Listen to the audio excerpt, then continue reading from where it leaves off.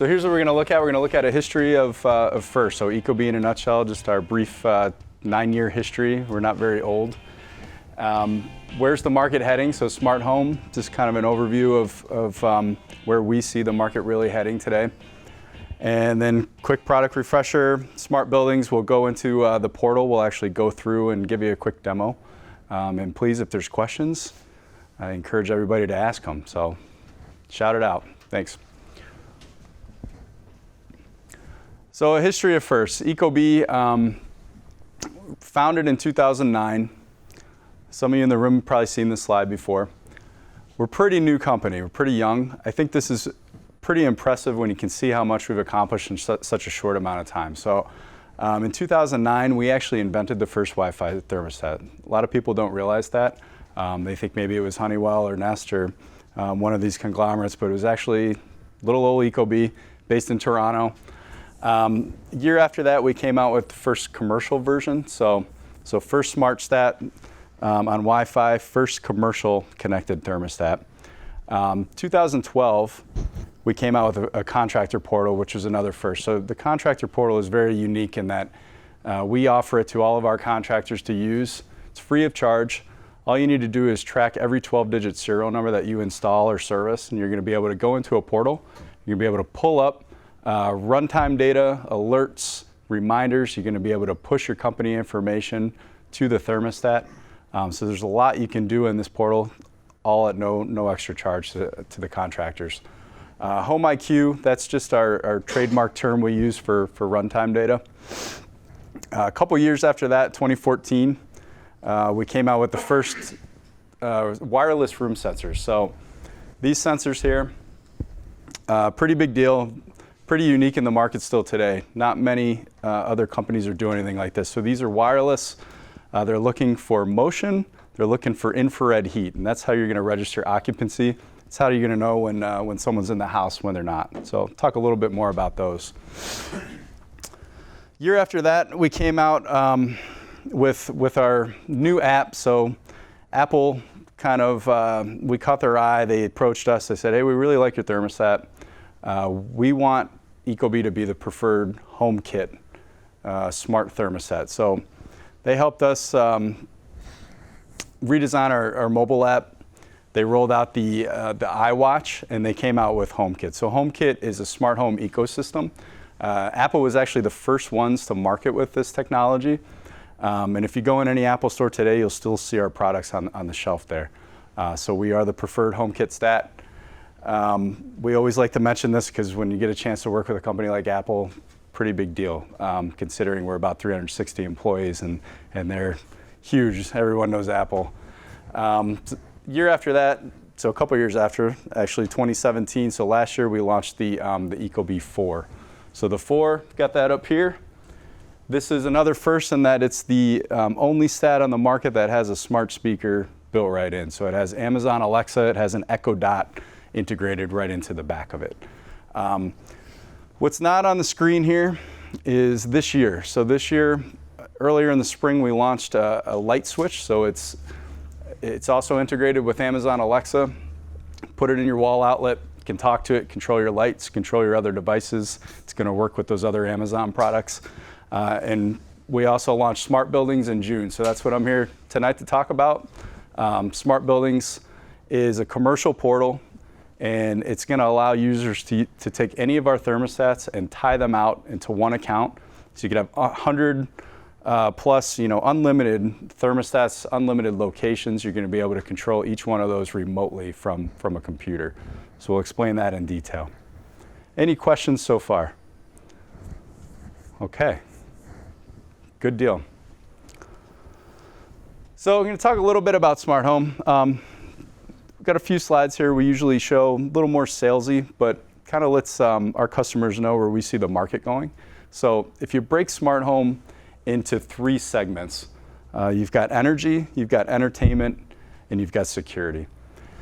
Most people are probably very familiar with security systems. Most people probably have some sort of monitoring in their house, especially if they're in a more urban area.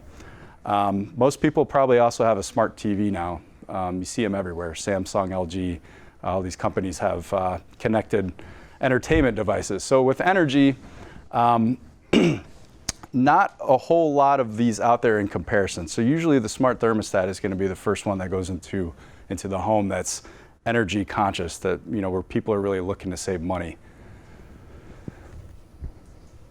So a few new technologies that are available today that weren't just 10 years ago, right? You've got far field voice recognition.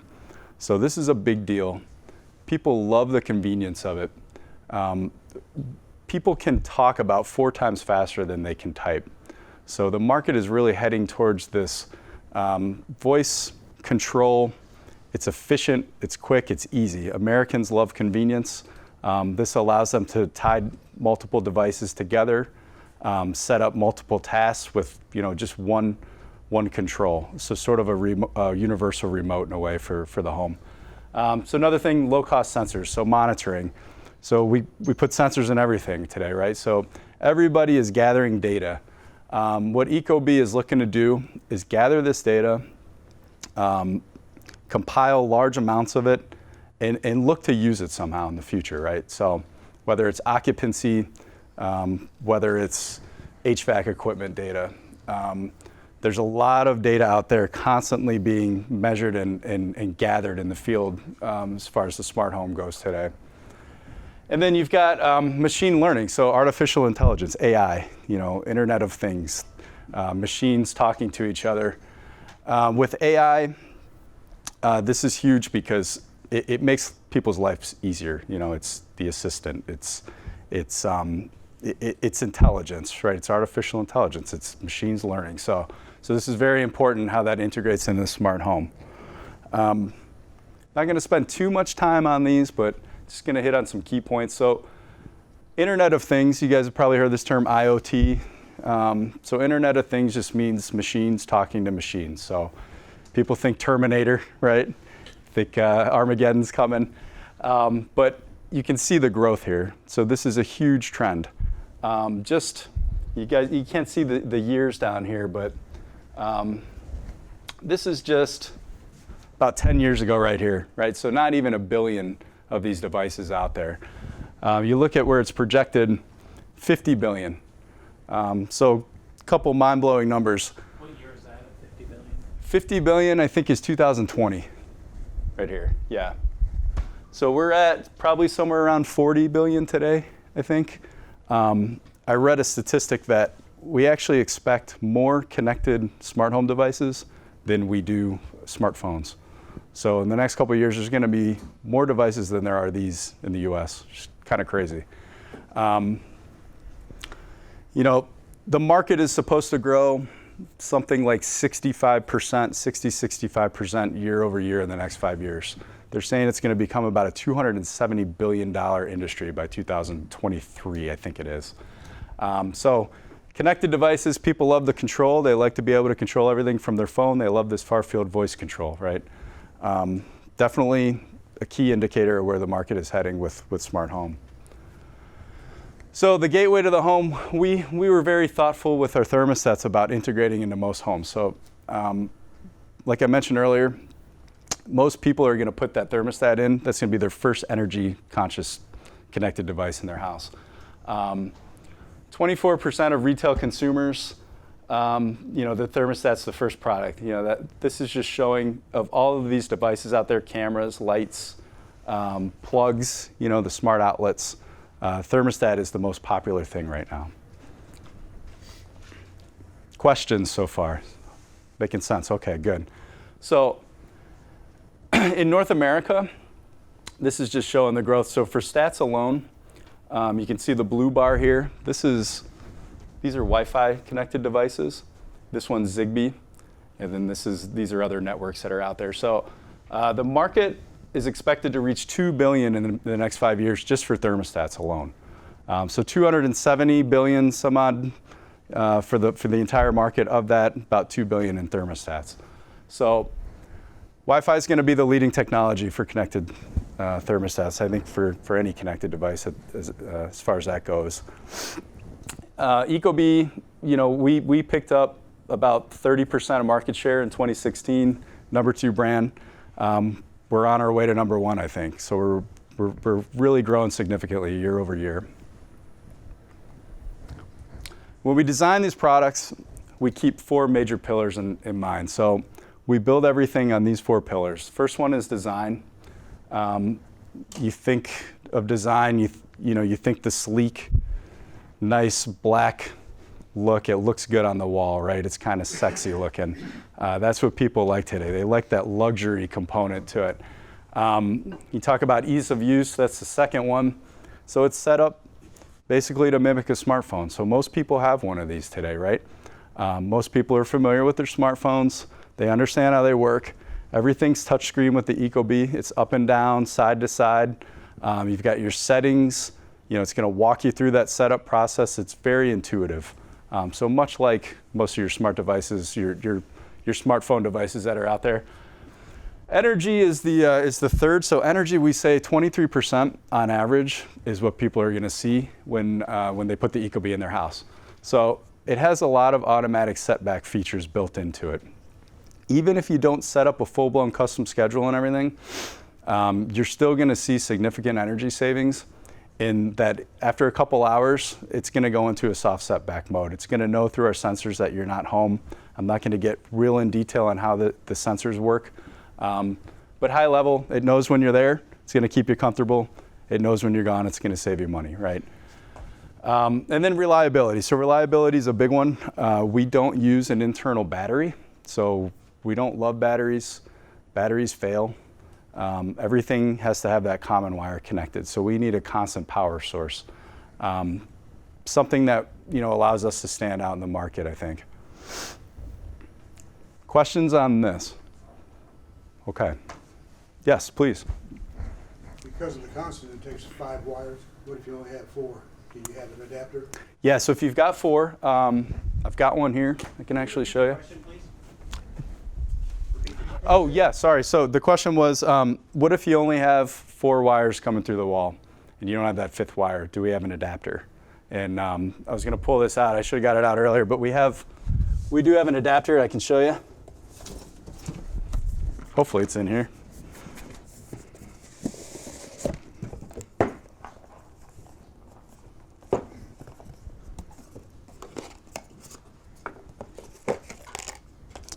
So this is what we call the power extender kit, PEK. So if you only have those 4 wires coming in, you put this down by the equipment, you put it inside the furnace service store. It's got a magnet. So you just stick it in there, pull your 4 wires out of the control board.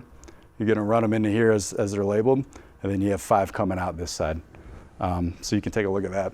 So the wiring is a little bit different at the thermostat itself. Your configuration, if you're using that adapter, you're going to actually run the fan wire into your common, and then you're going to run your cool into the PEK. Question? Does that automatically come with the thermostat? Yeah, so every one of our stats has that PEK adapter included in it. So we want to make sure that technicians have everything they're going to need in the box to go out and do the job right the first time, right? So we try to be very thoughtful in that. Yes, question? So are cases where you're deploying these in apartment buildings as a developer, et cetera, do you have bulk kitting packages or? Bulk kitting? Yeah, so let's say I want 100 Ecobee stacks instead of, to save costs, all the fancy. You don't need all the accessories and everything? Yeah, so they are offering that through certain markets. I'll repeat the question, I'm sorry, yes. Can you remember this? The question was, are there bulk products available? So if you don't need all these accessories in every box, is there a way to buy like 100 at a time without the add-a-wire, without the mounting hardware and stuff? Am I correct? Yeah, fancy packaging. Sure. Et cetera. Yeah, so those are offered exclusively just through a couple channels. So we have a builder channel that we work with, and then one of our partners in particular, today we're able to get that through. I don't know if we plan on changing that to make it available to the entire HVAC channel. So, yeah, good question. Any other questions? Yes, please. Is this compatible with zoning? So yes, the question is it compatible with zoning? So as long as you've got one control per zone, then it's going to work, with your zoning panels, no problem. So you're not going to be able to bring multiple zones into one thermostat or one control, but in general, it is compatible. Yeah. Any more questions? we don't want to try to convince anyone that it is zoning, because it's not zoning. And I'm going to explain that a little bit more. But we've got some other solutions with the sensors where we can manage hot and cold spots throughout the home, right? So the problem in the past is you've got this, right? And it usually lives in your hallway. It's on the wall in the hallway. It's in your dining room. HVAC contractors are always trained. Measure the temperature in the house central, so the core temperature, right? So you want to get it as far center in the house as possible. The problem is it doesn't give you a good representation of the temperature throughout the home, right? So our solution is the room sensor. So these sensors, you place them around the house where you spend your time, where there's foot traffic. I mentioned earlier they're looking for infrared body heat. They're looking for motion. So you put them around the house. They're going to know when people are present, when they're not. They've got to have motion and body heat between 98 and 99 degrees simultaneously to register occupancy. They're going to take an average, right? So they're going to default to an average. They're going to take an average read of every one of those sensors, and they're just going to push hot or cold air until that average meets your set point. So you put them around the house. You got about a 100-foot range to the thermostat. You've got the ability to add 32 of these sensors to one thermostat. They don't connect to Wi-Fi, so they're going to communicate with the stat via a 915 megahertz radio frequency. They do use batteries, so they use a CR2032 watch battery. If you don't want to put them in the drywall, we give you a nice little stand. I actually don't have it right here, sorry. But little plastic stand you put in there, pop it in there, put it on the wall, or put it on a bookshelf, put it on a mantle. You don't have to go into the wall, right? So you put these around the house. The idea is you're just going to change the way you're measuring the temperature in the home. You're going to get a better representation of what the temperature is, right? That makes sense? Okay, question, yes. So Mike has asked if you can use the Ecobee stat on dual fuel systems. On dual fuel, yes. Okay. Yeah, so it will work with dual fuel. You've got all your auxiliary settings and everything built in there. You can set your thresholds. You can do all that in your advanced settings. So, yep. Any other questions? Okay. So you put these around the house. It's going to default to an average. It's going to allow you to change how you're measuring the temperature in the house. It's going to balance out those hot and cold spots. So if you want it a little bit cooler upstairs in the summer, it's going to overcool downstairs a little bit. If you want it a little bit warmer downstairs, it's going to overheat at times. At other times, maybe it's going to save you money. You can do averaging. That's our good solution. You've got follow me is something that you can enable. That's our better solution. So follow me just means that someone's up here in the bedroom playing. So kids are playing up here. No one's downstairs. Maybe it's summertime. Everyone's in the backyard. Soon as that kid moves from the bedroom downstairs, it's going to wait 5 minutes to engage. So it's going to, after 5 minutes, it's going to switch. It's going to detect that occupancy in the kitchen. Maybe he's eating lunch. It's going to follow the temperature from this room up here down to this room. So it's going to focus when he's up here only on this sensor. It's going to ignore the other sensors in the house. When he moves downstairs, after 5 minutes, it's going to pick up that occupancy. It's going to take action on that sensor downstairs. After 30 minutes, it's going to disassociate with the sensor upstairs. So as people move room to room, it's just going to follow them through the house. It's going to keep them comfortable. If you've got people in multiple rooms, it's just going to take the average of each of those sensors where there's occupancy. Questions? Yes? Can you program them? So if you know at 9 o'clock you're going to be upstairs, tell them not to use the sensor and the stat and only read the remote sensor? Yeah, so the question was, can you program them? So if you know during a different period in the day you're not going to be in that room, can you turn them on or off, right? So yes, great question. The answer is absolutely. So good is averaging, better is follow me, which is automatic. The best solution is something we call participation. So participation just means that you go in, you set up your weekly schedule. You've got to have home, away, and sleep as a minimum. Within each of those comfort settings, you can turn those sensors on or off. So if you know you're going to be home, you're just going to be upstairs. My wife works from home. She's always upstairs all week long, right? Kids are at school, I'm out working. I know she's up here, she's comfortable. It's the warmest spot in the house year round. But in the wintertime, I can set up that mode, call it home office. I can say just focus on the sensor in the home office upstairs, ignore these other sensors downstairs. It's going to let that temperature downstairs in the wintertime dip a little bit. You know, she's going to be nice and comfortable. She's probably warmer than she needs to be up there. You're not going to run the heat all day to condition the rest of the house in that case.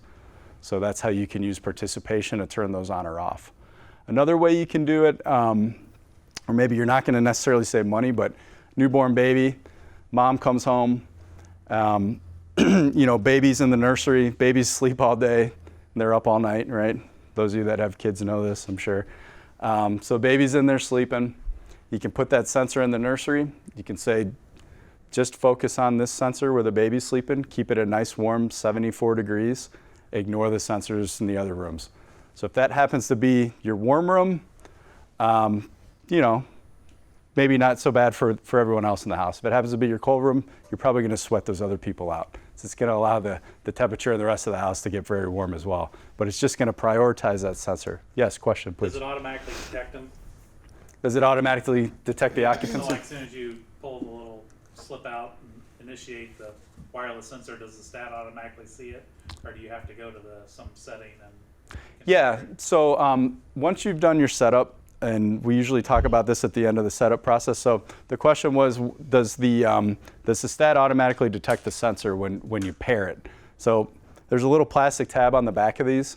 You pull that tab, it's going to automatically pick it up on the thermostat. It's going to say, I see you have a room sensor. Do you want to pair it now? And then you have to give each sensor a unique name, and it will automatically detect it as long as you're standing in front of the stat, near, you know, right near that thermostat you want to pair it to. Yeah, good question. Another question?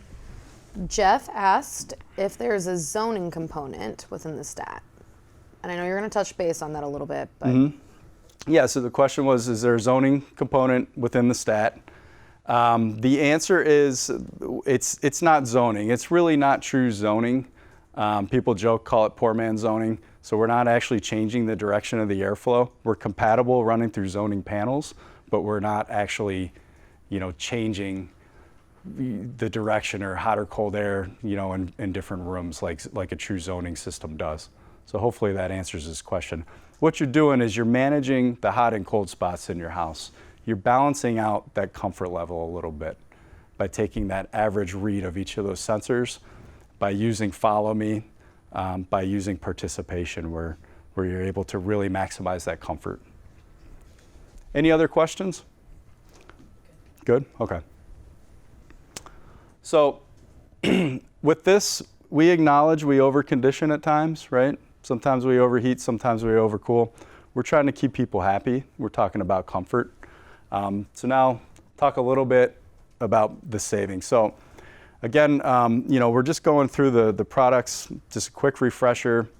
We'll get to the SmartBuildings, the commercial side of it. But with the savings, you know, 23% on average is what we say. That's really going to come in when you're talking about the Smart Home, Smart Away feature. So when you're setting up the thermostat, you've got a couple questions it's going to ask you. Do you want to enable Follow Me? Do you want to enable Smart Home, Smart Away? We recommend you do if you're interested in saving money. What that's going to do is if your schedule says you're going to be, you know, home all weekend, but grandma slips and falls, you got to run out short notice, you're not thinking about adjusting your thermostat when you're leaving. So you end up leaving town for a couple days, your thermostat's set at 72 degrees for the weekend, your schedule says you're going to be home, however you're managing it. After 2 hours, it's going to know you're gone, it's going to go into that soft setback. It's going to allow that temperature in the room to creep a little bit from your set point. So depending on the time of year, depending on where you live, what kind of home you have, there's a lot of different factors that go into this. So we don't learn schedules, we learn home dynamics. And what we mean by home dynamics is based on your zip code, based on your average utility costs, based on when what year your house was built, There's a lot of different things that the thermostat's going to ask for input on. It's going to start to determine in those first few weeks, how long does it take to heat up your house? How long does it take to cool down your house? It's going to take outside temperature into consideration. So home dynamics just means that it's a smart stat, right? It's not just a programmable stat. It's constantly running algorithms to figure out how far can I allow this temperature to deviate from your set point. And so that's really how it works. Yes, please. So this soft setback, Mm-hmm. what are the default parameters? In other words, by default, what do I have to do to take advantage of some of these soft setback features? As far as when I'm away for more than 2 hours, as an example, do I reduce the temperature 5 degrees or what? So you really can't control to the degree how much it's going to set back. It all depends on that home dynamic input. So the question was, during the soft setback, can I determine how far I'm going to allow that temperature to deviate from the set point, right? What goes into determining that? Maybe asked another way, how far will the soft setback go? So the question was, how far will the soft setback go on its own? Maximum, probably about 4 or 5 degrees. Yeah. So it's going to depend a lot on what time of year it is, what's the weather like outside. If outdoor temperature is quickly dropping, it's not going to let your heat stay off near as long as it would if temperature's nice, mild 45, 50 degrees, right? Hopefully that answers the question. Okay. So yes, question please. Yeah, so Jeff asked if you have to use 2 different stats. For instance, if you have 2 zones, do you have to use a stat in each zone? Or can the follow me option create different averages? And he said he's just trying to understand the advantage of the sensors. Yeah, so question is, do you have to have a stat in each zone, or how can you use the follow me option? Do you have to have 2 stats if you're zoning? Mm-hmm. Like, do you have to have a stat in each zone? Or can the follow me feature take care of that for you, and maybe you just have to use one stat? Yeah, so if you have 2 zones, then you've got to have one stat running to control each zone, or through each zone. So you're not going to be able to bring multiple zones into one thermostat, yeah. Follow me just means that it's going to detect where people are present in the home. It's going to keep them comfortable. When they're not in those rooms, sensor's going to detect they're not there, and then it's just going to ignore those sensors, going to ignore the temperature. Any more questions on this? Okay, so smart away, that's the soft setback after 2 hours. Smart home, on the flip side, it's just, as soon as you come home, the goal is that you're going to recover to that set point within 30 minutes, right? So if your schedule says that you are going to be away, but you happen to come home, then it's going to kick on the system to keep you comfortable. And after, the smart away is enabled, when you come in and it detects that occupancy, the goal is that it will recover to that scheduled set point within a half an hour period. So if it thinks you're going to be gone and you come home, it's going to keep you comfortable. If it thinks you should be home, but you leave, it's going to go into that setback. It's going to save you money. Make sense? Okay. Questions? Good? So we have a mobile app for the watch. We have a mobile app for the iPad, for the iPhone. The message here is that each application is consistent. So the look and feel is going to be very similar. When you go from the watch to the phone to the iPad, you've got your set point, you've got your room temperature. Very similar look and feel. If you go on your phone, it's not going to look totally different than it will look if you log into your portal on a PC. You go to ecobee.com and log in. Everything has that same look and feel. You're going to be able to see a lot more on a bigger screen like an iPad or a laptop than you are on your phone.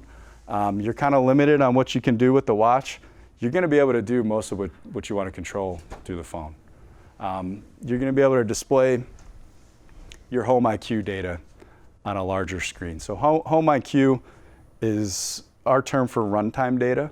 So it's going to show you every time your fan kicks on, every time the system calls for heat, cool, occupancy, 5-minute intervals. It's going to graph out your outside temperature, your inside temperature, your set point. It's going to give you a pretty good idea how efficient your home is, how well your equipment's working. It'll even show you humidity. I don't know if I mentioned that, but it'll plot out humidity. So a lot of data, a lot of details here. It's also going to show how do you stack up against your neighbors. You know, how many Ecobee users are in your neighborhood? How much money are you saving? What's your average utility cost? When are peak energy times throughout the day, right? It's going to show you a lot of that information. So not for everybody. Is that a question? So as a installer and possibly using your vendor portal, let's say upon initial installation, Mm-hmm. we get to turn on Home IQ. And I want to later go back and configure the SmartStat. Can I do that easily through the installer portal? So question was if I install it and I enable go into the app to access Home IQ. Or I forget to enable it, and I later want to go back and enable a feature. Yeah, so you can go back into the settings on the thermostat. If you want to go back and enable one of these features, you would have to go back into the settings on the stat. Some of those features are going to be, you know, through the mobile app you're going to be able to control, but a lot of those settings during the setup process, you would have to go back to the face of the stat to actually make those updates. Is there any way to have true remote control over those type of features, enabling, et cetera, through either installer portal or this smart building portal that you? Yeah, so we'll get into smart buildings and I'll show you everything you can do in there. So the question was, you know, can you remotely control a lot of these features? So on a residential portal, you're a little more limited than you are on the commercial portal. On the commercial portal, it gives you a lot more features that you can control remotely, bulk updating, bulk filtering, that sort of thing. Good, okay. So a lot of data here, not for everybody, maybe more for your data nerds, your analytical people, right? From a contractor standpoint, we always like to mention this because it's really gonna allow contractors to take a look at the equipment before they even go into the home. As soon as they get that call from one of their customers, they can pull that up, they can look in there, they can see what's going on. Is it really a cooling issue? You know, is the customer maybe exaggerating a little bit? We all know that happens a lot. So this data will show them through their portal. The contractor portal is going to give them a 3-day snapshot. The homeowner, they're going to be able to see 15-month history. So they can go way back in time to look at what their equipment's doing on their side. The contractor, they have a separate portal. They log in there. They get a snapshot for every one of these thermostats that they've installed and tracked. They can also see alerts and reminders every time it pops up on a customer's thermostat. They just have to tie it out through the portal, and they're going to have that visibility. So we can give them 3 days because it shows occupancy. You know, if we give them 15 months, they're going to be able to see when people are home and when they're not, right? So not saying that anyone in the room here is a creep or anything, but, you know, not everybody has the best intentions, right? So, yeah, exactly. So 3 days. 3 days are going to be able to see for each customer. 15 months the homeowner is going to be able to pull up. We get into a bit of a liability issue if we give them beyond that snapshot. Any questions? Okay, so one more thing you can do with this through the contractor portal, as I mentioned at the beginning, you can put your company information in there, phone number, even company logo. You can upload an image into the portal. You can push that information to their stat. So every time there's a problem, every time an alert pops up, it's going to say call ABC Heating and Plumbing at, you know, with the phone number, nice little logo of your company, all going to be right there digitally branded onto the stat. So, make sense? Okay. So, these are smart home ecosystems. Everybody has one, right? So, Apple was the first with HomeKit. Google has the Assistant. Amazon has Alexa. A lot of other ones. Control 4, it's a big one. Everyone here at Jackson Systems knows these very well. Our vision was to be able to integrate into any home in the US. So when you talk about programming, we have an open API. So API means Application Programming Interface. That allows these ecosystems to communicate with our devices. So we're not going to restrict someone to only use Google or only use Apple or Amazon, right? They're going to have that flexibility to pick and choose which platform they want to be on. So when we when we set this up, integration was key. And if you look at HomeKit, when they rolled that out, we wanted to be able to give customers the ability to set up all of these different tasks and bring them together into one command. So something that you would call scenes. So you can set up scenes. The difference with the 3 Lite, it's just a stripped down version of the 4. You're not going to have the smart speaker built in. It doesn't have the Alexa feature integrated into the thermostat. The 4 does. So you're going to be able to control through any of these platforms the thermostat on the 3 Lite. On the 4, you're going to be able to control all your other devices as well through that smart home ecosystem. And that this one has Alexa built in. So if you're using Alexa, you're going to be able to control your security systems, your lights. You'll be able to do a lot more with the 4 as far as that voice recognition. Questions on that?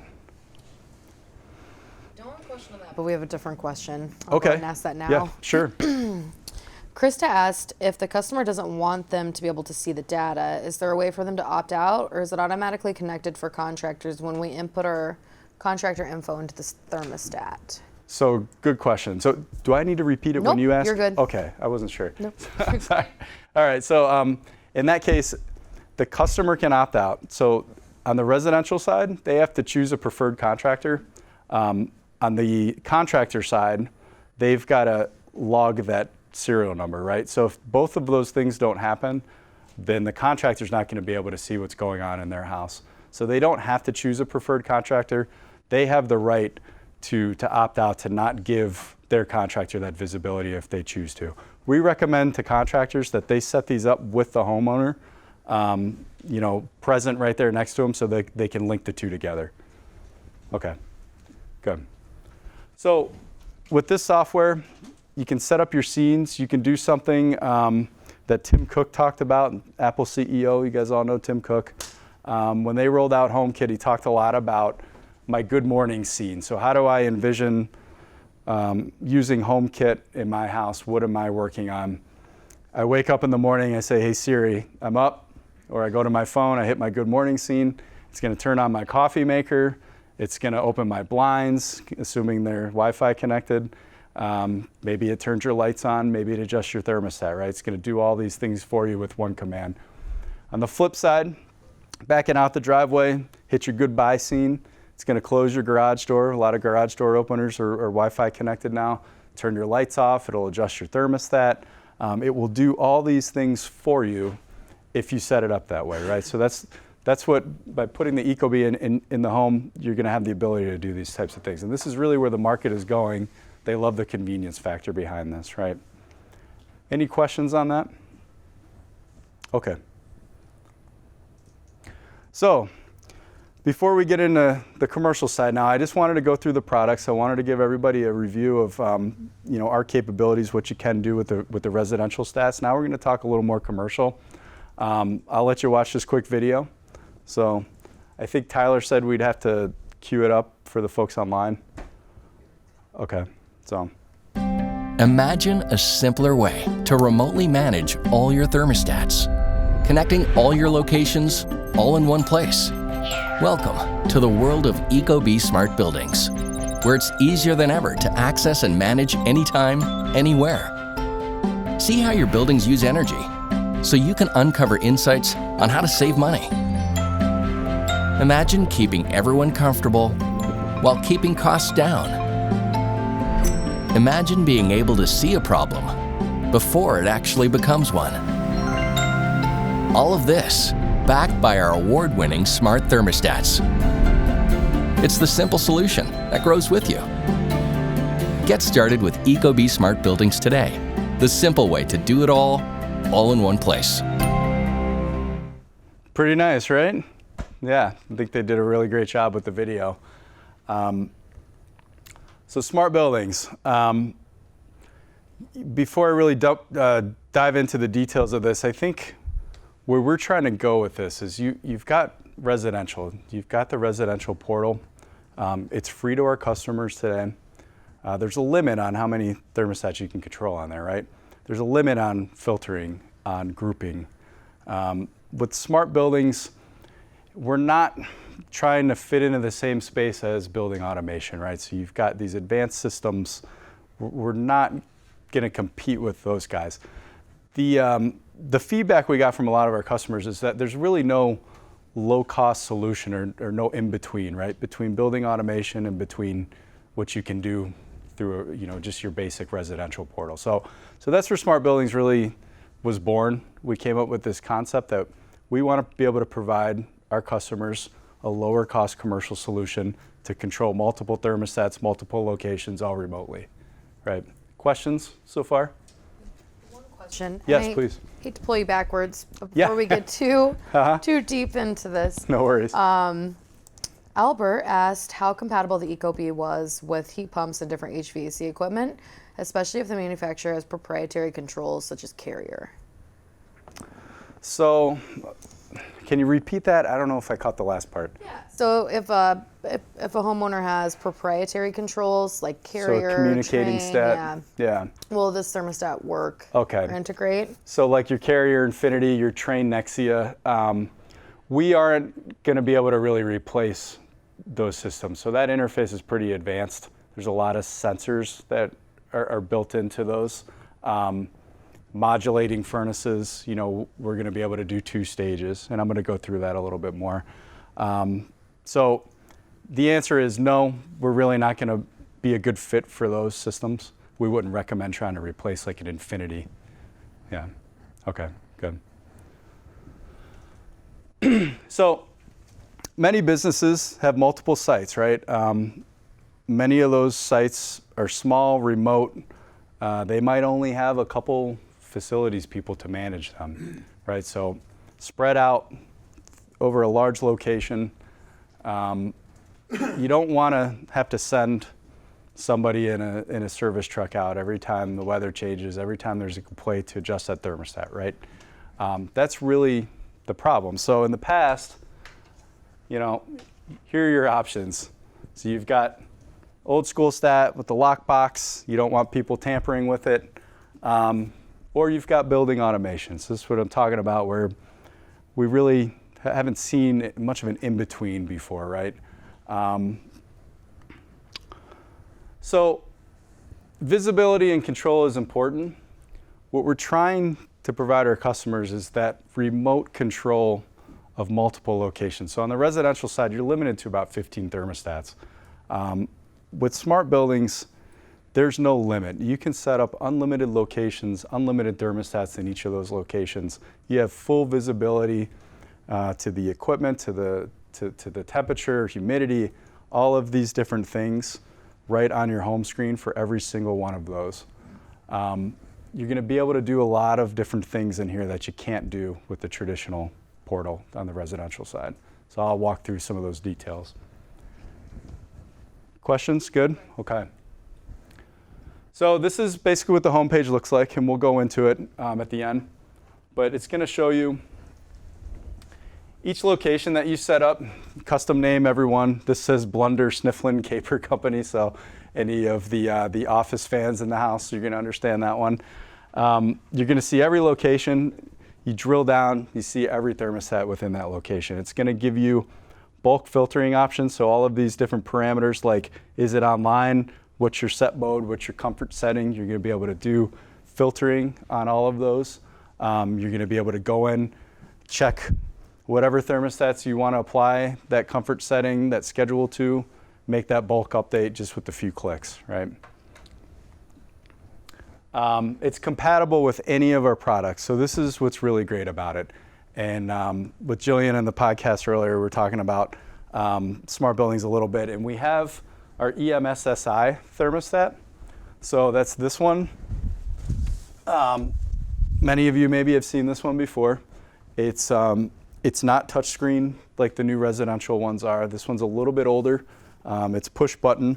It has 2 dry socket contacts. So you can hook any 10K Type 2 sensor into these. There's a lot more flexibility of what you're able to control with the EMSSI stat. The downfall, unfortunately, is it will not work with the wireless room sensors, but you're still going to be able to monitor humidity, temperature, occupancy, a lot of different things you can do with these. So any of these products, any of our older products, you're going to be able to bring them into SmartBuildings. You're going to be able to tie all of those out to the same account. Whereas on the residential side, you can't use the commercial thermostat in the residential portal. In the past, you could only use the commercial portal or commercial thermostat in the commercial portal, couldn't use residential. Now you can bring them all together. So you can pick and choose whatever one you want. You can use wired sensors, you can use wireless sensors. This is immediately available?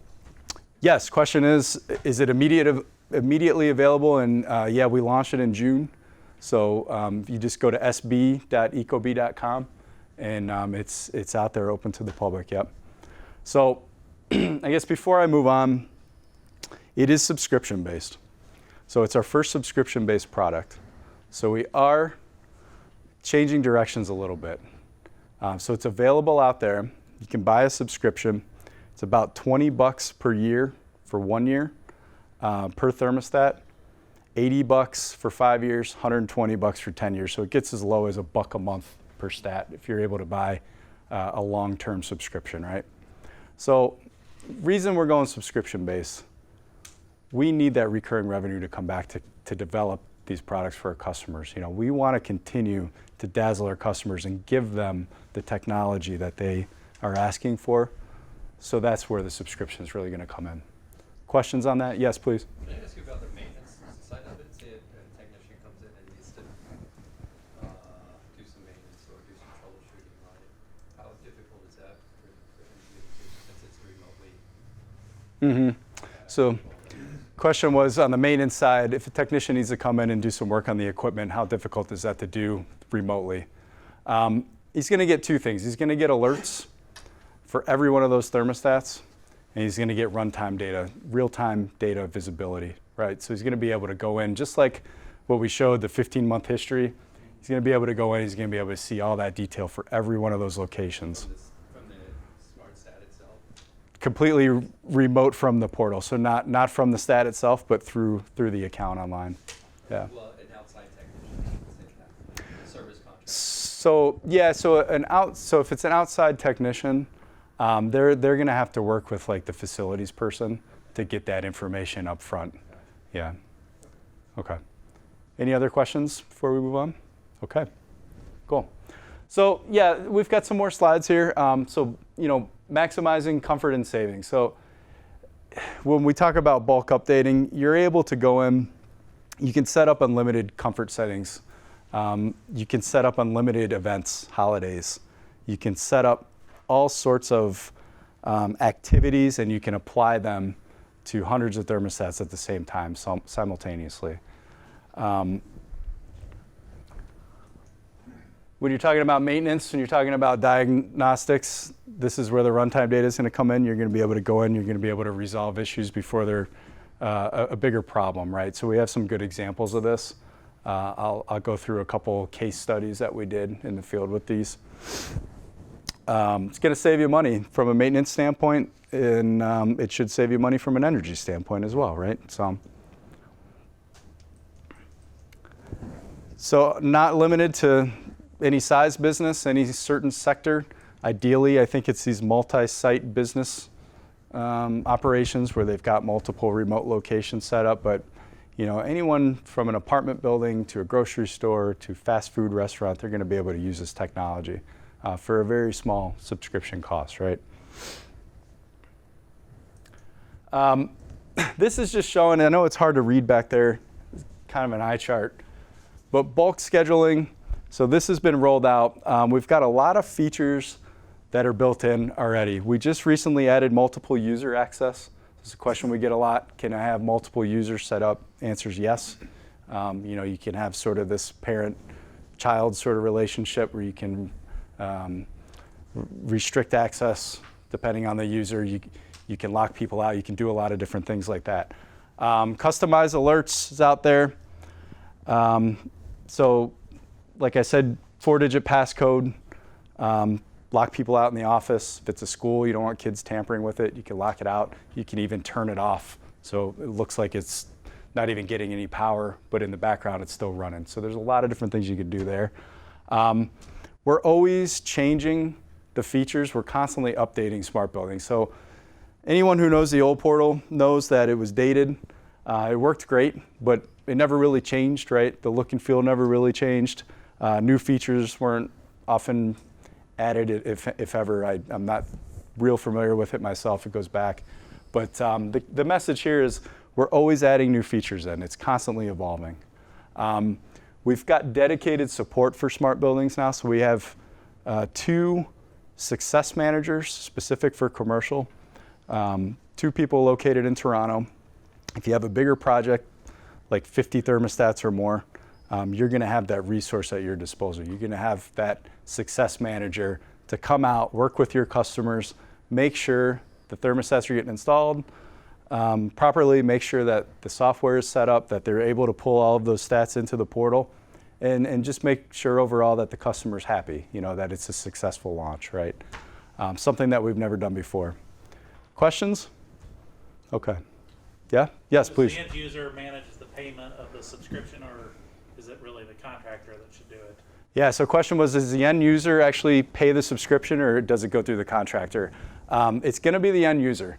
So it's designed with the end user in mind. We think of SmartBuildings as a feature to help contractors, to help distributors sell more thermostats, right?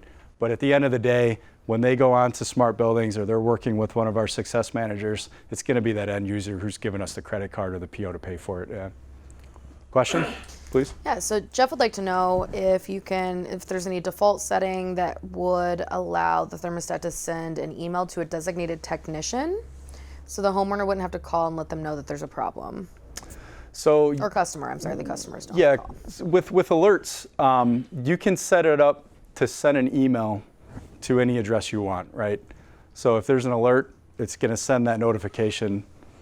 You can manage that. You can change who that is. You can have multiple people. A lot of people have like a general inbox that it goes to, and then it gets distributed to 10 different people from there. You can do all sorts of things like that, yeah. Okay, good. All right, so a couple case studies. So this one, pretty interesting, Ann Arbor. There is a housing commission there. From what I'm told, a lot of research is done at this location, so sort of a subsidized low-income housing area.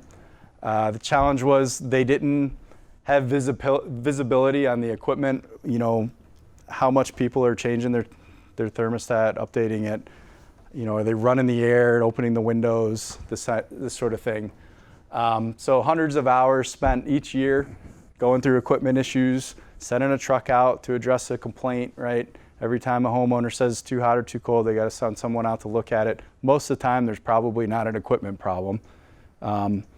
This is the visibility they were missing. So they estimated that they were wasting about 4,000 in hours, for service calls, and remote management, would really help them. So we went in, we put the EMS thermostats into this building.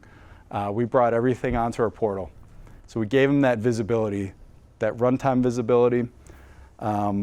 What's going on at every stat? What's the room temperature? What's the set point? Are they running heat, cool, et cetera? Go in, put the stats in, give them that remote control, and it really significantly reduced the amount of calls. So every time a customer complained, they could pull it up in the portal and see what's really going on. They didn't have to send a truck out every time, right? So that's really where they're saving their money. Result, $37.50 a year in service calls, about 800 operational hours, so pretty big, just for this one residential location in Ann Arbor. Questions on that? Okay. How many units? I think this was, does it say 60 or something? I want to say it was about 60 units. I don't know that it says it on here, but I'm pretty sure it was 60 residential units. So you mentioned you equip all these units with EMS. Today now, could you equip all those units with the Ecobee 4 and get the same results? Absolutely. So with SmartBuildings, you can put any of these in there. Repeat. Yeah. Oh, yeah. So thank you. The question was, I said that we put EMS SI stats into this specific complex. Can I put the residential stats in today? So the answer is yes on SmartBuildings.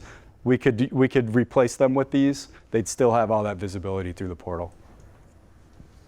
Good. Okay. So another example. I like this one a lot because restaurants are in the family for me. It's kind of near and dear to my heart. I understand the drama with owning a restaurant. It's not an easy business. Jack in the Box. You guys know Jack in the Box. So I believe this franchise owner had 29 locations. They contacted us and said, hey, wasting a lot of money on energy. I'm throwing out a lot of food every month, right? So old thermostat, people were handing out, manager hands out that 4-digit lockout code. Employees are tampering with the temperature. They crank the AC up when it gets hot in the kitchen.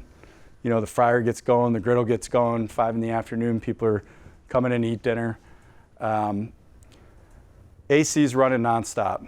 At the end of the night, no one goes back, no one thinks, adjust the thermostat back to where it should be, right? Air keeps running, the equipment freezes up. Next thing you know, the cooler's thawing. So, big problem for this for this franchise. Asked us for some help. We went in, put the EMS stat back in the kitchen, ran a wired sensor into the cooler, into the freezer, so they have visibility. What's the temperature in the cooler, the freezer, the kitchen? Put an Ecobee 3 light out in the dining room. Looks a little nicer, right? So you get this one out, monitoring people eating dinner, making sure they're comfortable. You got the EMSSI stat monitoring the kitchen and the cooler temps. So at the end of the day, we save them at least $500 a month in maintenance. So same as the last story, less service calls. They're able to pull it up in the portal. They've got that visibility of exactly what's going on at each restaurant, right? So less service calls, less maintenance, 10 to 15 grand a month in perishable goods. So pretty eye-opening. A lot of food was being thrown out. Cooler thaws, spoils, it gets above safe, consumption temperature, you gotta throw it. This was pretty good win-win for both of us with this project. We learned a lot, they saved a lot of money, right? So a couple examples of how this could be used in the real world. Any questions? Okay, all right, good. So that's it for the presentation as far as SmartBuildings. I think to really get an understanding for how it works, I need to show it to you. So we'll run through a quick demo here. Hopefully this works out all right. Can you see, the users online can see the screen, so I just don't know. We're good. I'm not sure why the mouse doesn't work. Move the mouse around a little bit. Doesn't work. You're good. You're good. You're good. Try it again. Don't Try- do that. Try using the mouse again. Just move the mouse. There it is. Okay, thank you. Okay, so I'll just squat down here. You log into your account. This is the homepage. So you're going to see every location and whatever you named it listed out here. So 250 University is one of our offices in Toronto. This is just a demo account. There's really no real data behind this. This is just set up for training purposes. A distribution company, our headquarters, restaurant, middle school, Subway restaurant. So it's going to show you location, city and state by default.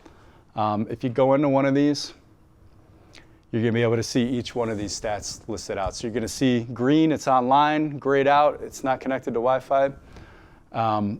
What's your room temperature? What's your humidity read? What's your set temperature? So for the schedule that you're running, what is your heat and cool range? What's your hold? However you've got that set up, it's going to show you that real time. It's going to show you if you're running auto cool, if the space is occupied or unoccupied, and then it's going to show alerts. So it's going to show every time there's an alert for each individual thermostat. So in this building alone, we've got 4. You could have 50 in here, and you can imagine how helpful this would be, right? So click on the alert, it's going to take you right in. It's going to show you exactly what you would see on the face of the thermostats. It's a little different than our residential portal, right? It's going to give you exactly what the status is, what you're running.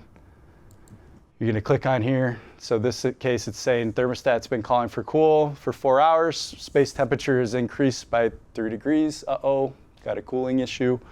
All remote, you're going to be able to access this and view this and make your changes, right? So in this case, maybe you want to send someone out to take a look. You can make your updates here. So you can change from auto, heat, cool, apply. It's going to give you this nice feedback here. Your changes have been saved. You can set a hold. So you can customize it. You can choose one of your comfort settings. You can choose the duration. If you go into your schedule, it's going to pull up your full weekly schedule here. It's going to show you every comfort setting that you set up. So it's going to default to unoccupied and occupied. You can add something like stocking, away. People use like overtime, after hours. You can set all of those settings up. And you would do that here. You just go into Manage Comfort Settings. It's going to allow you to choose during unoccupied, what's your minimum heat, your cool. How do you want to control the fan for heat and cool, auto? Do you want it to run constantly? You can go into advanced fan settings and you can control on the hour how often you want the fan to run. I'll show you that. So you can create custom settings. You can add new ones here. So you just add, call it whatever you want, set your range, your fan settings. So in this case, we could call it overtime.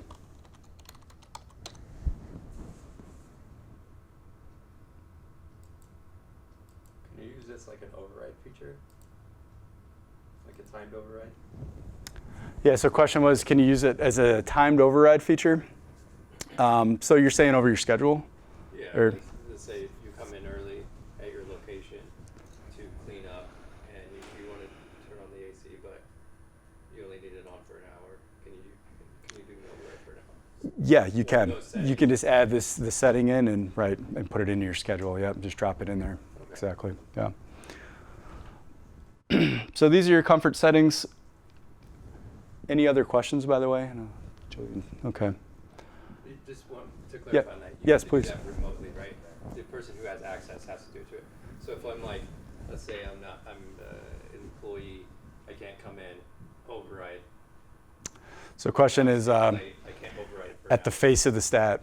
Yeah, so the question was, can you override it if you're an employee that comes in, you want to make sure that you're cool while you're working? Right.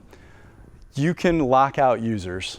So you can give them the ability to pick and choose a comfort setting only. You can allow them to adjust the actual set point. You can lock them out altogether. You can do that with a 4-digit passcode. You can set all that up through the portal. Doesn't have to be done at the stat. So you can give them the ability to come in, if they want to pick the overtime setting or the regular hours setting so it kicks the air on, they can do that. Yeah. Okay. So then you got your events here. So this is nice because a lot of businesses we've talked to, they complain about this. Christmas holiday, we know no one's going to be there for 3 days. How do we know that someone goes and adjusts the thermostat while we're away, right? We really don't. No one has any idea unless you physically drive and look at that stat. They'll send an email out to branch managers, ask them, please adjust it down to 65 degrees while everyone's gone, right? But no feedback on if that happened or not. So this is really great because they can go in, they can create unlimited events. We got 3 Christmases here, Hanukkah, New Year's. So you set up your dates, you set up your comfort settings, what do you want the temperature to be, unoccupied, pick and choose all of that, and then you're going to be able to apply that. So you can choose this. If you want to do Christmas, we know no one's going to be there from, in this case, the 1st to the 9th. Maybe you want it to be like Christmas Eve through day after Christmas, right? So I think there's an all-day Oh yeah, right here. All day event, apply changes. It's going to give you that feedback that that thermostat was updated. Questions? Okay, preferences. So this is pretty cool. This actually gives users the ability to lock out, you know, the customer. Like hotels love this. So hotel, what do you call, you know, a hotel tenant, I guess. Tenant comes in, someone checks in, and it's hot in the room. So they crank the air down, right? And then a couple hours go by and they want to open the windows. So they open the windows and let the air run with the window open. You know, they don't care. They're not paying the power bill. So the facilities person, whoever's managing the portal, can go in and they can set a range. So I think it defaults to 8 degrees, 12 degrees, excuse me. They can go in and adjust this. So this is just saying that on heat settings, you know, they're never going to be able to go below 61 or above 73, right? The user might see that they're choosing 76, 77 on the thermostat itself, but once it gets up to 73, it's going to turn the heat off. So it kind of tricks the user in a way. Same thing with the cool, right? So the hotel example, they don't want the air running nonstop. You can lock them out so they can never actually cool it down, you know, below, so above 78, below 66, however they want to do that. Here's where you can set up the fan. So minimum on time for fan, you can set it up to run 5 minutes on the hour, whether there's a call for heat or cool. 55 minutes nonstop, you can do that here. How long do you want an override to last? So do you want it to be 2 hours, 4 hours? Do you want it to be indefinitely? There's an Ask Me option. So if you choose Ask Me, it's going to send you a reminder, say, hey, I see that you overrode your schedule. Do you want to leave this? Yes or no, and then you can go in and make your adjustment. Smart recovery. So with heat and cool, you have the ability to sort of precondition at times. So this is something that's going to kind of take into consideration based on the location, what the energy costs are, what are peak energy times throughout the day. So maybe in some cases it's gonna do some preconditioning. It's gonna bring those units online proactively, save you a little bit of money there. Maybe a little bit more in the nuts and bolts there that I just can't explain in detail yet. But random start. So this one's good. With heat or cool, you can set it up. If you've got, you know, multiple rooftop units, for example, like a school's on a pretty strict budget, they're gonna be able to space out bringing each of those online. So if they don't want to draw an excessive amount of power by firing up all 5 rooftop units at once, they can say, bring this one on, wait 20 minutes, bring the next one on, 20 minutes later, do the next one. All controlled remotely. Are there any questions? When's that start delay start? You said you can bring them on separately. When there's a call for heat or cool. So with multiple heating or cooling systems.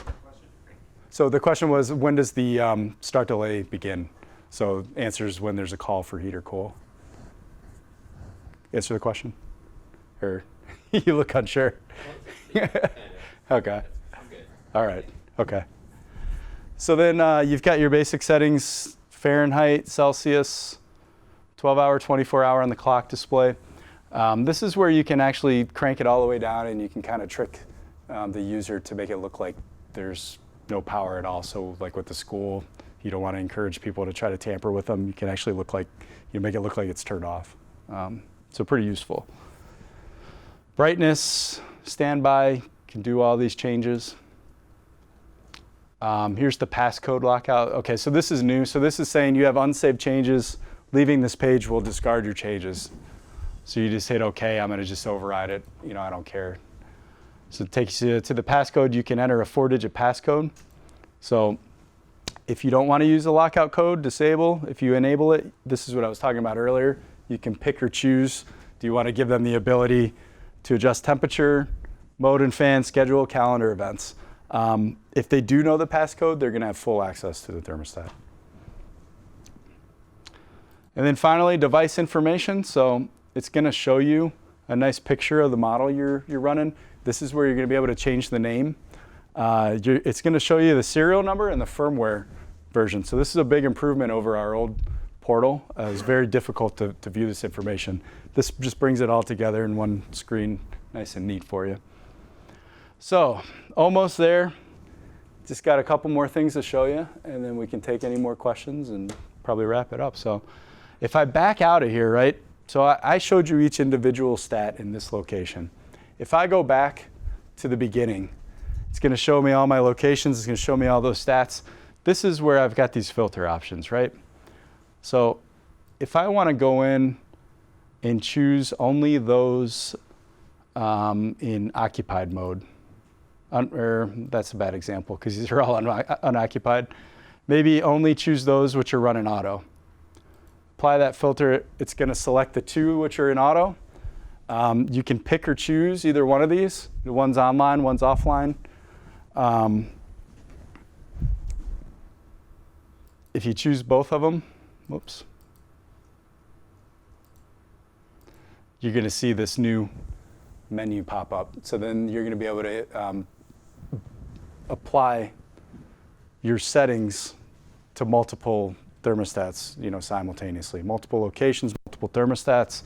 That's where you're going to be able to do this. So you have parameters like event, all your comfort settings, your schedule, even your preferences. You can go in and change. If you want to add thermostats, you can change the passcode. You can delete a thermostat, 12-digit number. You can add every new thermostat here. It's going to ask you for a subscription. How long do you want to purchase? I think standard at sb.ecobee.com, it's going to be 12 months is the option.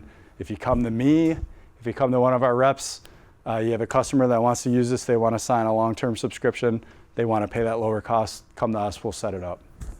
So, sound good? Question. So, yes, question. In the residential, I'm trying to make a pre-question. So in trying to emulate the residential accountings for semi business, if I wanted to add another account, a thermostat to another account, I would have to basically almost re-register or at least get the registration code to add that stat to the new account. Are you talking on the residential side or are you talking in here? So you're talking, Residential side. okay. So let's say, so basically I use the residential right now prior to this to manage apartments Uh-huh, that the owner pays the utilities for. okay. So if I have, let's call it account ABC, and I have 15 thermostats. Yeah, And then I have another account called DEF, and I want to add those same thermostats. I basically have to re-register or get that 4-digit code to add the stat to that account. yeah, so the question is, on the residential side, if I want to add multiple thermostats, then how do I manage that with the serial number, right? So today you would have to, on the residential side, you'd have to delete that stat from user ABC Yes. before you're going to be able to add it to user DEF. Yeah.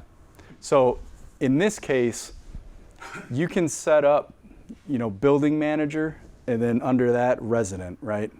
So then the resident is able to sort of take that ownership over from the manager, but ultimately that building manager is still going to have the master access to override that, right? So. And I can put restrictions on, so basically I could have multiple accounts per thermostat, or multiple quote-unquote master accounts.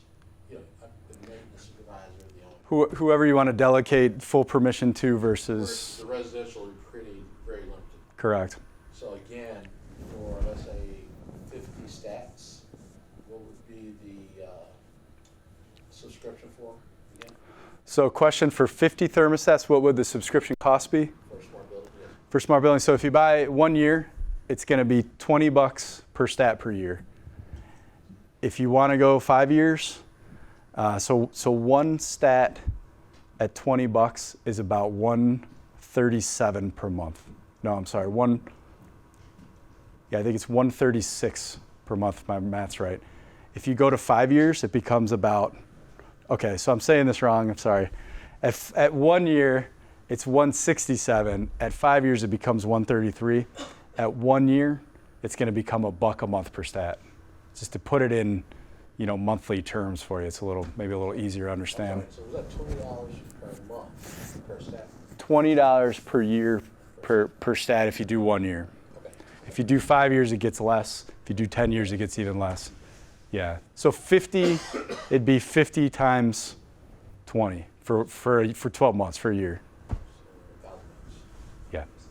So for a residential building, $1,000 to have that visibility for your building manager, your facilities people, and you can figure out how to charge the tenants for that, right? Now, adding that stat to this, I just add by serial number. Correct. So the question was adding the stat in the portal. You just need the 12-digit serial number, and you're able to you can preload them. If you buy 50 stats up front, before you even bring them online and connect them to Wi-Fi, you can preload them in here, and then as soon as they come online, it's going to pull them in. Yeah. Yes, question, please. Back a while back, you talked about putting a thermostat in a restaurant kitchen and sensors in the freezer and cooler. What did you mean by that? You mean you can run the stat in the kitchen and run those 2 units even though it's not in the location? Yeah, so question was, I mentioned we ran a thermostat in a restaurant, fast food kitchen, and then sensors into the cooler and freezer, right? So you've got 2 dry socket contacts on the EMSSI. You can hardwire a sensor into each one of those freezers. So the stat is in the kitchen but not in the cooler itself. Correct, exactly, yes. That the sensor is in the cooler and so that one particular stat will run 2 different condensing units. So it's just going to give you that visibility of what the temperature is in each of those coolers or freezers, right? So it's not going to allow you to control multiple pieces of equipment. That's why I wanted to know, because I Yeah. thought that's what you said, and I was trying to figure out how you were. Yeah. Oh, okay. Maybe it was a little confusing there. No, I was saying that they have the visibility to monitor what the cooler temp is, so they can set up an alert that gets above, consumable food safety, whatever it is, 3 degrees or something. If it goes above that, it can alert them and say the cooler's getting too warm. You got to go do something, or maybe cooler doors open, close it, right? So basically, you consider the cooler a quote-unquote room. Yeah, exactly. Yeah, and it's hardwired, so you're not going to run at 0 degrees. You're not going to wear the battery out real quick on one of these because it's wired. So depends on the application, what you're trying to accomplish. There's a lot that goes into it, but That's just yeah. 10K sensor for both of those. Correct. 10K sensor. The question was what kind of sensor? 10K type 2 sensor. Yeah. Yep. Any other questions? Doing good? Almost an hour and a half, so that's great. A lot of good questions. Turn it over to you. Yeah, that's all I've got. So thank you guys again. Really appreciate you having me out. Hopefully you enjoyed it. I think it was good discussion. So. I think that you gave your buddy a run for his money. You did a great job. Maybe start off a little rocky, but finish strong. No way. Yeah, You did. We're good. You did so well.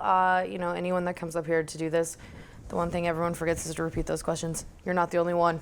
Everyone does. Sure. You're not. No, we're always like way from the back. No. Thank you to everyone for joining us. If you have any other questions, go to jacksonsystems.com. You can find all of our information. This video will be posted if you want to share it with any of your technicians or if anyone would like to rewatch it. And we look forward to seeing you at the next training. Thanks so much. Okay, thank you. Okay.